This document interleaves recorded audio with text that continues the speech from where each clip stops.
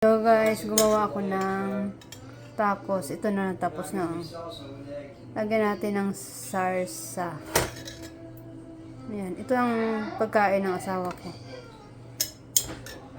Ito. May gulay na yan yung ano ko lang gichop ko ng maliit. Ihalo ko sa giniling. Kaya yun, hindi mahalata ang gulay. Bell pepper lang at saka ano ba yun? Ayan, tapos lagyan natin ng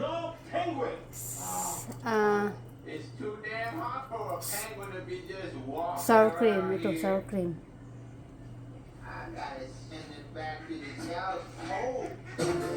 Sour cream. Ito ang sour cream. Ay, tigas naman to. Ayan.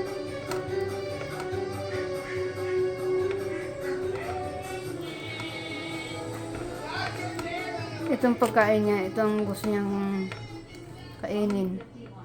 Ako may ano ko may ulam pa akong niluto.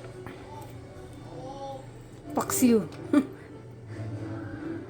Siyempre iba tayo pagkain. Basta Pinoy, iba ang pagkain ng Pinoy kasi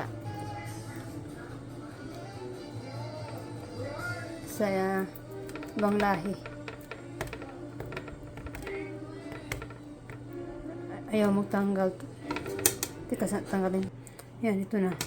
Ayusin na lang natin. Itong ano niya. Kainin niya. Iba man kasi kami pagkain ng asawa ko. Hindi kami, ayaw naman niya kumain ng ano. Maluto kong lutong Pinoy. Thank you for watching guys. Kain na po tayo.